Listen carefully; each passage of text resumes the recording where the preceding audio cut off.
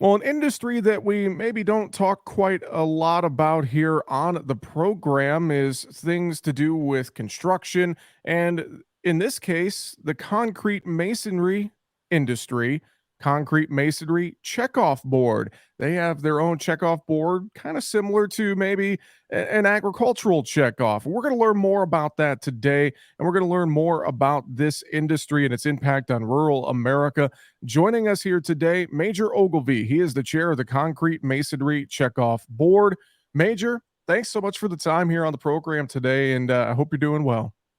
Jesse, thank you. Good morning, and glad to be with you. And things are going great. This is an exciting time for our industry, and I'm looking forward to sharing that with you and your audience this morning. So, thanks for having me on with you. Well, I appreciate the time. Let's dive right in. For folks who are not aware, can you give us just a little bit of background on the Concrete Masonry Checkoff? Yeah.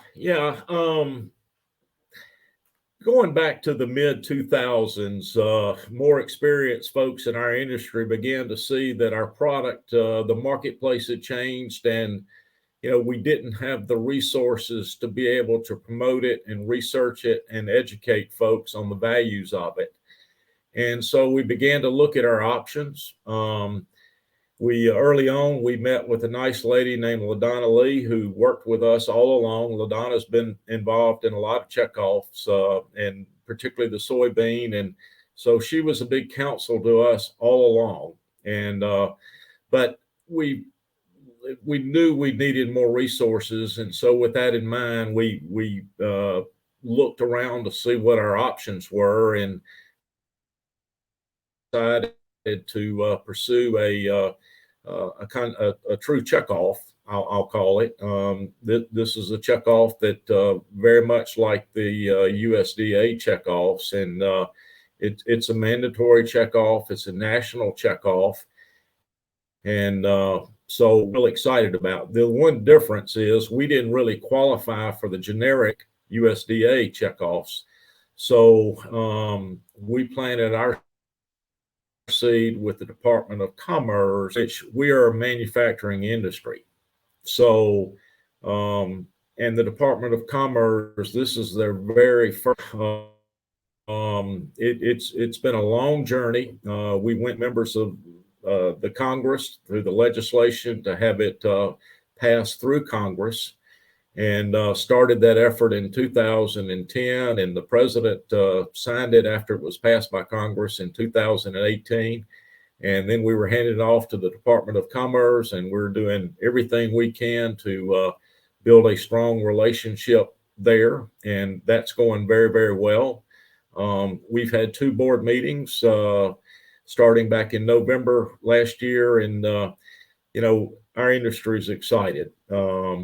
We all realize that we've needed more resources to properly promote, educate, and do research on the values of our products. So we're glad to have this together and looking forward to having a lot of fun, not only now, but this is going to help our future. Our industry is 95% plus small family-owned businesses. Very similar to the farming industry. I mean, it's very much family owned. We're in 3rd, 4th, 5th generation folks that have been in this industry a long time. So we've got a passion, and farmers across this country do too. Well, Major, thank you for the insight into the checkoff. And I think a lot of folks probably love how it's modeled after some of those various agricultural checkoff programs that you mentioned. You mentioned a point about, looking at products and trying to promote concrete Right. products such as concrete block, et cetera. We've seen the market share diminish a little bit in recent years. Can you discuss why has that happened? Can you talk about that a little bit? Well, I think it's a couple of reasons. Again, our industry is dominated by small family-owned businesses, but the customers that we have are very large in nature. And you have to be able to do research, you have to be able to educate, and you have to be able to take those tools and promote those to the marketplace. Values of our product are that it has a very strong wind resistancy with it. It's non-combustible. Termites don't affect our product.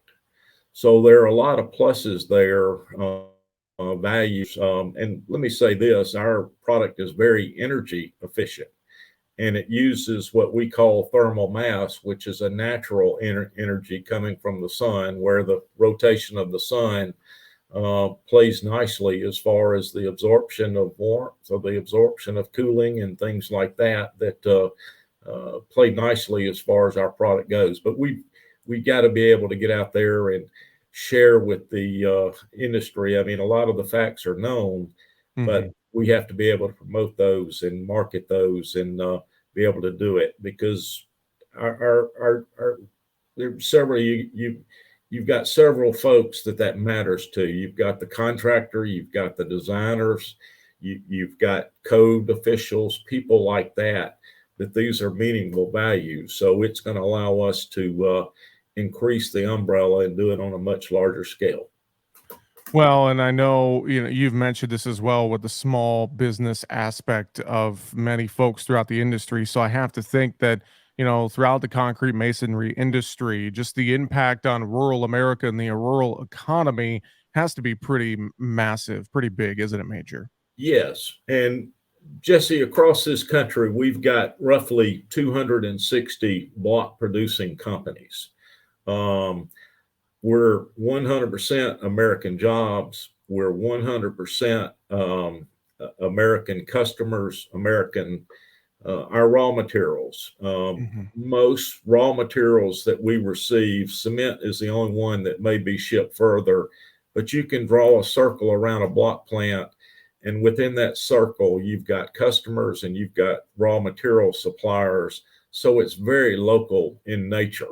And so that's just the nature of our business. And our business fits the true definition for how checkoffs can help small industries or small business industries, meaning that we are small business dominated.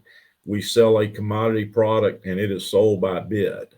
So kind of fits the scenario of a mandatory checkoff, which requires all the companies to invest in the industry, invest in the future without penalizing them.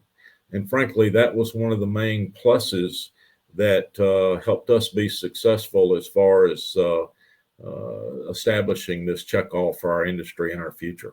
Fantastic. Well, I'm sure, Major, if folks want to learn more, want to find out different things about the concrete masonry checkoff, I'm sure online they could do that very easily. Concretemasonrycheckoff.org is probably a great place to start, isn't it?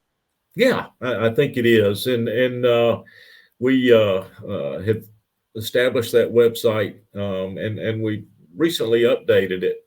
But there are a lot of frequently asked questions that people have, a lot of knowledge about our product, some of the detailed knowledge that many folks want to know. But as we've worked with the Department of Commerce and learned on a national basis some of the details, you won't find a product that works better in resilient construction in natural disaster prone areas than concrete masonry.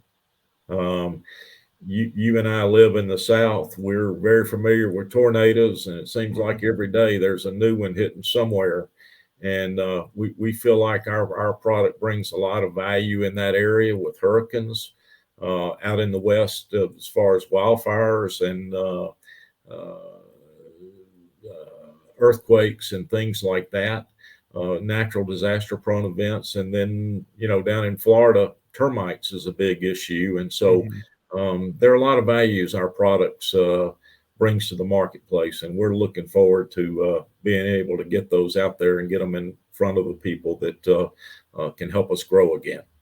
Well, again, that website, concretemasonrycheckoff.org. You can learn more about the checkoff and all the great things that they're doing and all the great things that their products could do for you. Major Ogilvy, chair of the Concrete Masonry Checkoff. Thanks so much for joining us here on the program, and we'll look forward to talking to you again in the future. Thanks so much. Hey, Jesse, thank you. Good to be with you this morning. I appreciate the opportunity to talk to you on behalf of all our concrete masonry producing companies.